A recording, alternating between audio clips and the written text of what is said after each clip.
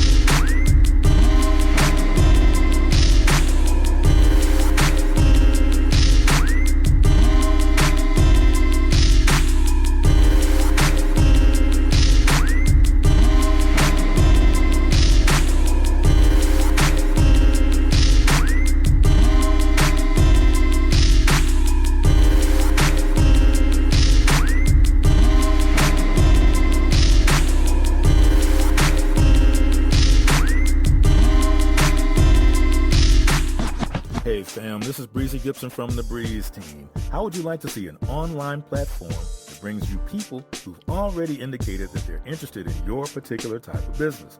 Whether it's your music you're selling, hip-hop clothing, you got a restaurant or a cafe, or if you're an entrepreneur or agent for a business. Visit me at breeze2cheese.com. That's using the number 2, breeze2cheese.com, or click my bio link on my Instagram profile to see a live demo of how this can help you get more customers and make more money. Hey, this is Achickwitbeatz. I am a multi-genre music producer and strategist to indie artists and labels. Visit my website, achickwitbeatz.com, for resources for artists and instrumentals available in various genres for songs, vlogs, blogs, podcasts, themes, TV, film, commercials, and more. Once again, that's achickwitbeatz.com, ACHICKWITBEATZ. Let's make something happen. All right, we're back with music industry news. First up, Meta has launched a suite of generative AI music tools to rival Google's Music LM AI. And so the suite of the AI models is called AudioCraft. It includes Music Gen and Audio Gen, which use text-based inputs to create new audio, and it also uses encodec, which allows for quote-unquote a higher quality music generation with fewer artifacts. So Meta cites that the Music Gen model was trained with music that it owns or specifically licensed. So they're basically saying, hey, don't yell at us. We did this the ethical way. But, hey, it's just another tool that's out there. And the fact that it uses fewer artifacts means that you don't have to give it that much. And it's supposed to return a lot more back to you. So, like I said, there's tons of news. We've even got some additional stories about what's happening in AI and music. But I guess Meta's kind of thrown their hats into the ring now. Doesn't surprise me. I mean, it's like, do one, do it all. Right. or one in, then they're all in. Yeah. And so, hey, there you go. Yeah. Another example. All right, and speaking of which, 27% of independent artists say that they have used AI music tools. And this was according to a study that TuneCore did. So the AI and Music Report surveyed 1,600 self-releasing artists over 10 countries. 50% have a positive view of its benefits and opportunities, while 39% are either apathetic or they're concerned. 27% say that they've already used the tools, and within that group, 57% said they've used it for artwork, 37% have used it for promotion assets, and 20% used it to engage with fans.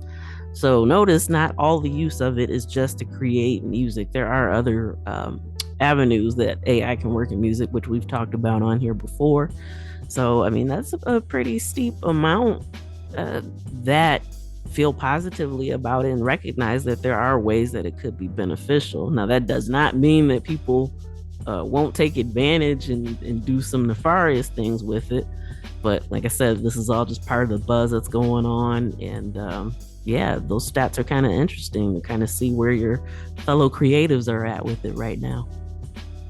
Well, in life, any new invention, any new discovery or whatever, there's always going to be a bunch of people that they want to investigate. That's just the nature. Curiosity. That's just the nature of a person, a human. And so, so it came up. People are delving in it, and to see what they can do, to find out about this, that, options, and so on and so forth. So, those statistics that you read, they're just some indicators of it. So. Absolutely. It just goes across the board in life. If there's something to do or something available, people are going to check it out. Right. Yeah. And especially, if you're one of those people that has concerns or you're curious about how far it can go, why not test it out just to see, what's happening out there? Because I know when Google had launched the LM tool, I was curious, and I'm like, is this something that producers need to be worried about? And, when I typed in specific things like maybe, lo-fi hip hop or whatever, most of it sounded like a Muzak version of, those types of genres. So, once I actually got in there, I'm like, oh, okay, this really isn't anything right now. But I mean, they're constantly working and developing. And so, there probably will be some growth. But I think that as far as music production goes, because I know that there was a survey that went around a while ago, and they said that a lot of music producers were afraid of losing their jobs to AI. But yeah, as long as you're not cranking out soulless tunes, then you're not one of those people that can be replaced by that just yet. Hey, well, you said it right there. You're not one of those people that can be replaced just yet. And so, the saga continues. Yeah. And, this next story kind of talks about that a little bit. So we talked before about Grimes saying that people could use her music with AI if they wanted to, as long as they split it 50-50. And her team had to approve it. And so she had launched her generative AI software, elf.tech, 3 months ago, and since then over 300 songs featuring Grimes AI were submitted for distribution, and many of them actually made it onto like Spotify and some other places, accruing royalties. So just because this is available doesn't necessarily mean it's going to be a hit, because the only Grimes AI track to hit 100,000 streams was a song called Cold Touch, which was released mid-May, so just shortly after she said that this was okay to do and had launched the software. It is currently at 852,210 streams, and that's about 300,000 more than her own current single, I Want to Be Software, that was just released, not this past Friday, but the one before that. So her original stuff is still generating more spins than these AI ones use with it. So, just because you have access to her voice, it doesn't mean that it's necessarily going to be a hit. And so, with everybody talking about these fears of AI, they're not unfounded. Definitely, I'm not saying that. But at the same time, if you're a Grimes fan, why would you be that interested in something that she didn't even write? So it's not like it's going to have the same feeling, same emotion. So, there's a lot of nuances to think, it's not all doom and gloom, and people aren't necessarily running for the AI versions of this stuff. As you can see, that's demonstrated by there. So, something else to kind of keep in mind when these conversations about music and AI are, going around. Not everybody's drinking the Kool-Aid. Well, with the sensitivity of all of this equipment, that's been permeating the globe as far as usage of certain musical bars, tones, melodies, and things of that nature. That the proliferation of this equipment that seeks that stuff out, or when the proper beats and tones are used, it identifies them immediately. Okay, well, that's I got kind of like a funny story about that, because I was in a grocery store and I made a video of myself talking. Okay, now most grocery stores have in-house music playing, and this particular grocery store did at the time. Okay, so when I reviewed the my creation, I heard the in-house music being played in the store. Okay, so when I wanted to post that video, so I chose a particular tune that was available that people use when making reels. Okay, so I posted that and I put it on one network, no problem at all. And so then when I posted the same video on Facebook, there's a problem. Okay, and so then they held me up and flagged it and so on and so forth, and told me that the music violated. So we removed that music. Okay, so since they removed the music I put on the video, then what that did was it allowed the music that was being played in the grocery store to be heard. Okay, so what I'm saying is, I guess the equipment caught part of the music, but it didn't get all of it. Right. Okay, so, it's amazing how that works like that, when you're talking about sensitivity in picking up tones, bars, or music, lyrics, or whatever. And so they got me on part of it. But the other part, where you clearly hear the other in-house music, they didn't get that. Isn't that something? Yeah, it really is. Because, honestly, their software can only be as nuanced as it's trained to be. So, that's one of those things that maybe they might work towards correcting in the future, or maybe they just missed it. Who knows? Yeah, who knows? But yeah, like those nuances, that's something that software on its own can't really do. It's only as smart as the programmer. So, that's why, I say, okay, well, these people who are using this AI music for stuff, it might sound soulless. That's until it starts to learn a little bit more how to mimic what it's being fed. So, yeah. And, so in essence, I've got the post of the video on one platform. You hear the music that I selected, and then on the Facebook platform, you don't hear it, but you hear somebody else's. Yeah, that's crazy. Yeah, and so for now, Google and Universal are actually working to negotiate a deal over AI deepfakes. And so the talks are in the early stages. Nothing's been set in stone just yet. But the plan is to create a tool that fans can use to make these tracks legitimately while compensating the owners of the copyrights. And artists have the right to choose to opt in or not. And so basically, it'd be kind of modeling the same thing with what Grimes was doing. So if these artists have their work out there, then people can use these tools and go ahead and make, Beyonce singing Michael Jackson or whatever combos they want to come up with. And yeah, so it makes sense because people are going to be doing this stuff anyway. And if they're going to be doing it, it should at least be the right way. So I get why they're trying to negotiate a deal. We'll have to kind of just see how that plays out. What do you think? Well, what you're saying reminds me of a concert I went to probably 10, 15 years ago or more by Natalie Cole. Okay, and at that concert, that live concert, that's the one where she sang duets with her famous father, Nat King Cole. So they had a hologram on the stage of Nat King Cole, but his voice was playing through the sound system while she was singing a duet with it. So nothing surprises me as far as technology. And again, this had to have been 10, 15 years ago, and things like that were popping then. So just imagine all the things that are popping now as far as discoveries and capabilities and inventions and so forth. So nothing surprises me. Mm-hmm. All right. And now we got to move into some of the legal issues and stuff that have been happening lately.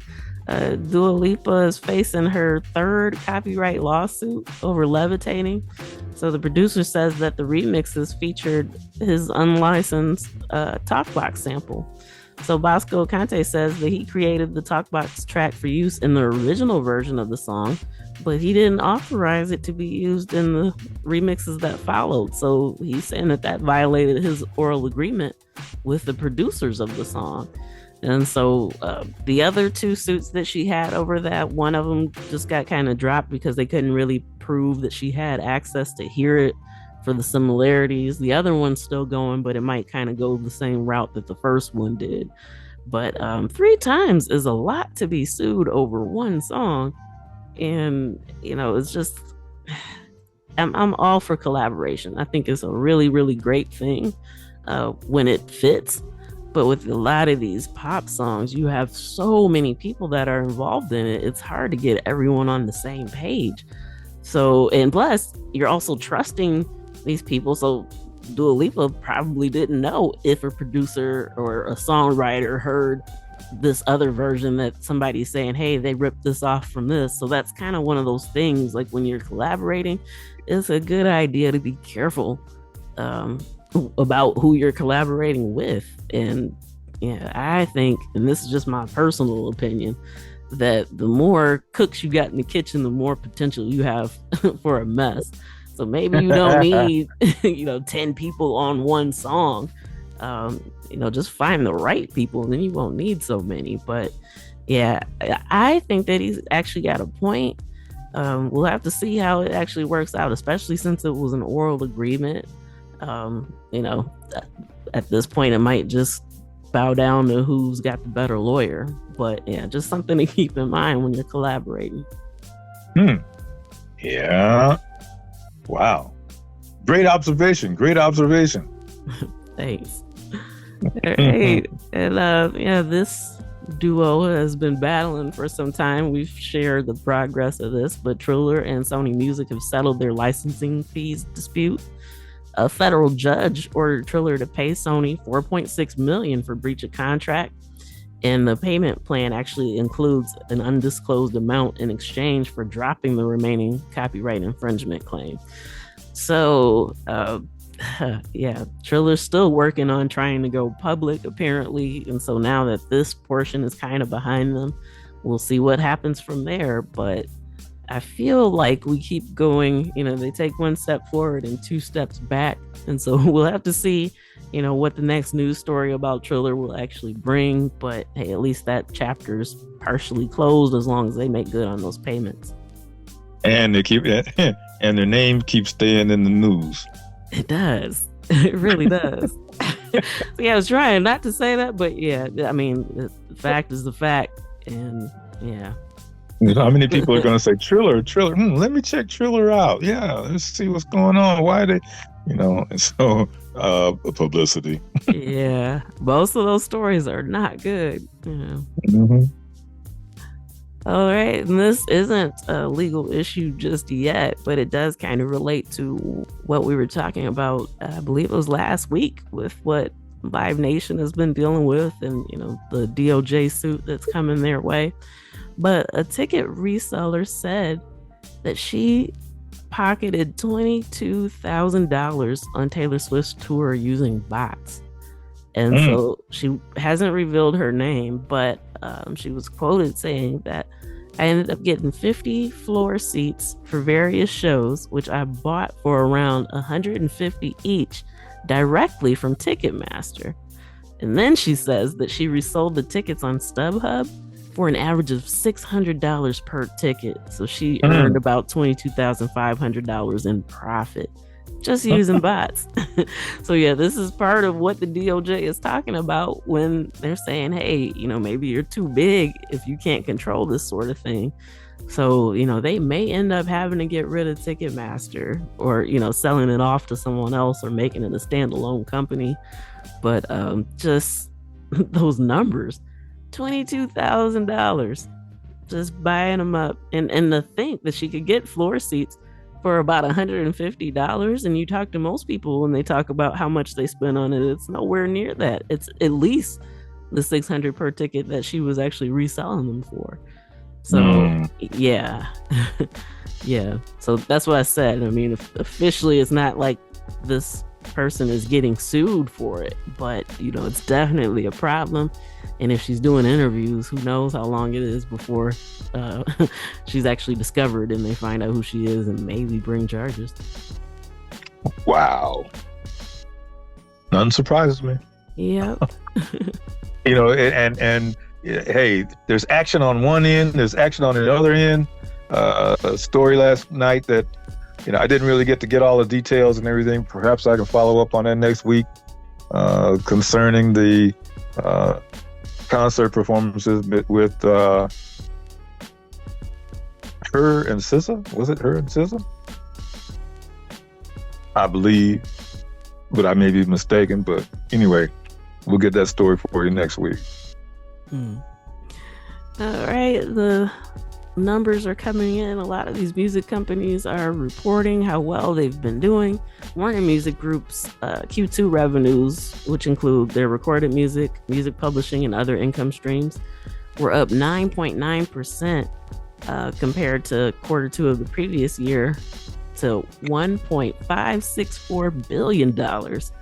So recorded music revenues specifically were up 8.6% to 1.282 billion, and music streaming revenues were like the huge chunk of that because those increased 7.3%. Just growth all the way around, including music publishing, which was up 16%.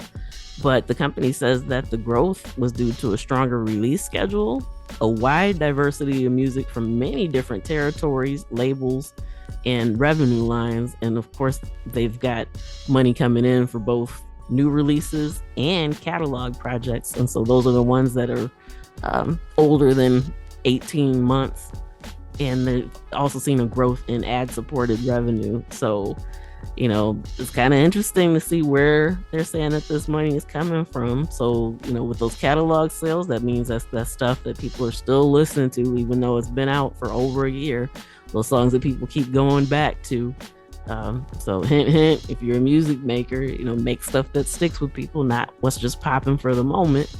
And also, when they had mentioned they're diversifying like different territories, the world is much bigger than wherever you are, your corner of it. And so, yeah, they're making money off of recognizing that. And so that's definitely something that independent artists should look to try to mirror that same kind of success. Yeah. And lately, there's been a surge in the popularity. This does go back some years, but recently there's a big surge in it concerning indie artists making music that ends up being used in sports arenas. Mm-hmm. Oh my gosh! Oh, what an whether it's soccer or baseball, football, basketball, whatever. It has already meandered its way into various arenas, and the fans like this stuff. The players get boosted up by listening to it. And so, it's just becoming a whole different genre just of sports music. So, hey, if you're an indie artist, hey, and you got some extra time in the studio or whatever, you might want to see what you can come up with that is motivational, inspirational, and can get people fired up and charged up. That might be you. It might be an area for you, the musician. Absolutely. Yeah, we talked maybe a few months ago about how on TikTok people were requesting faster songs. Because we went through an era for a while where everything was kind of slow. I mean, you might have some fast hi-hats or whatever, but yeah, it was mostly chill music. And so we can see now that people are kind of looking for, exactly what you said, something motivational, something inspiring, something that makes you move, something that fires you up. Even with Beyonce and Drake trying to mirror, what's been happening in the indie scene, like, more upbeat dance music. So you can see that obviously people are kind of wanting more of a variety. There's nothing wrong with chill music at all. But people kind of need some things to choose from instead of everybody doing the same thing. So that's an excellent point. Yeah, thank you, ma'am. Mm-hmm. All right, Sony has generated $2.28 billion from their recorded music and publishing divisions in the second quarter for the calendar Q2. But they're up 12.5% compared to Q2 of 2022. And so, I mean, just growth all around. They've generated approximately 254.6 million more this year than they did last year. So Warner's up, Sony's up, Reservoir is up as well. Their revenues grew 31%. And so we know that they've been buying up some stuff. I mean, they've just been killing it as far as getting these catalogs. Their saying that their growth was basically led by healthy digital, physical, and neighboring rights revenue, and it was partially offset by synchronization revenue because it kind of declined as the ad sector was suffering. But their publishing revenues reached $20.8 million. And that's, a huge bump compared to where it was. So they're not just buying this music and sitting on it. They're actually doing what they can to make sure that they're generating income with it. And so, hey, every time we have a story about Reservoir, it's always been good. And I'm happy to see that they're still seeing growth. Well, it reminds me almost of the real estate industry. I mean, they're going at a pop that is so fast, buying up everything, buying up every kind of property, buying up every kind of dwelling, buying up every kind of, okay, and see they're, buying up these music catalogs and so on and so forth. And I saw just yesterday, just an average old shack of a house in Atlanta. They're buying for like $240,000. I mean, inhabitable shack. And, so they're searching and buying these things so fast that there's hardly any left. Okay, so transpose that over to music catalogs. Oh my God. So yeah, but you notice a lot of the ones they're buying, though, these aren't inhabitable shacks. Like we've dropped some big names that they've been snatching up, and Reservoir was actually responsible for getting De La Soul back on streaming platforms, so where they were actually being compensated. So yeah, they're picking and choosing. Some of these other ones not so much. So oh gosh, it's the one. Utopia is one of, even though they're not doing the catalogs per se, but some of them do. Like you say, they just get happy. They start growing too fast. They just buy anything that they can. But yeah, the ones that tend to have the good stories, they've been choosy about what they've been doing. But yeah, you've got a great point, because there are a lot of those companies that are just buying up anything. And then when I see like, oh, they bought so-and-so's catalog, I'm not trying to clown nobody or anything, but it's like, what do they want that for? What do they think they're going to do with that? But now on the upside, on the uppity, up, way upside, positivity, just motivational, just, hey man, digging in the dig, it's just rocking, it's happening. The catalog by Achickwitbeatz is expanding. Am I correct? Yes. So hey, we're here to say, hey, if I'm picking up on this, listeners, hey, you all better be picking up on this now. There's a catalog out there by Achickwitbeatz now. It's rolling. It's rolling. Yeah. So since you're right here, share a few tidbits about that catalog that you got going there. Well, for the listeners that were listening a couple weeks ago, I did share that it was going to be available on Bandcamp, and it was made available that day, and it's also on additional platforms now. So the major ones that you go to listen, just check it out, Achickwitbeatz Underground Beatscapes, and you'll find it there.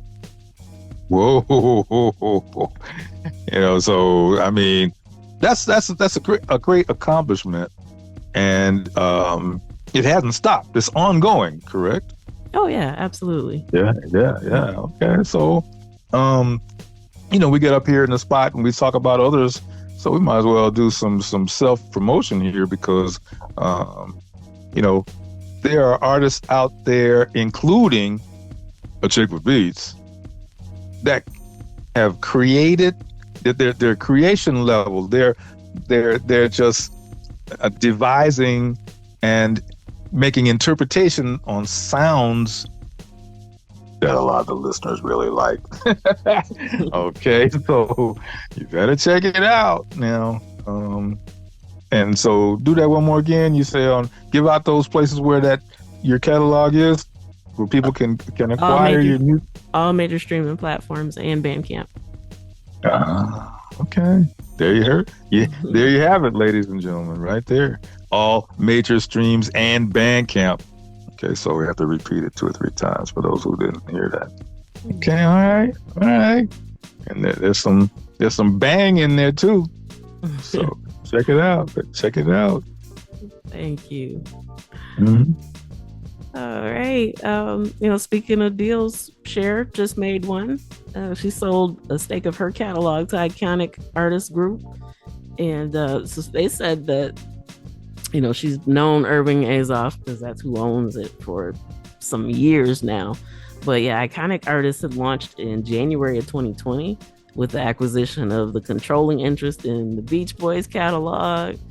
They followed up with the purchase of Dean Martin, David Crosby, Nat King Cole, Linda Ronstadt, and so many more catalogs. And now they've added Cher to the gang. So yeah, so some of these companies are being super strategic with their purchases there.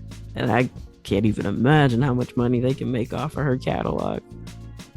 Well, when you take an icon like that has really been around, has paid her dues, this, that, the other, it winds up being make a phone call. Hey, I got this music. Hey, will you want to? Yeah, it's already done, Cher. Exactly. Just that simple, just off the name. Right. Yeah. And so, hey, the opportunities exist. Absolutely. And speaking of opportunities, TikTok is looking for aspiring artists to kind of flex their talent skills in a live music competition. So participants have to be 18 years or older. They can register on the audition page in the TikTok app through August 16th. The submission video must be at least 30 seconds long with the hashtag gimme the mic. And that's a gimme, not give me. And the audition can't be sexually explicit. It can't promote alcohol or illegal substances.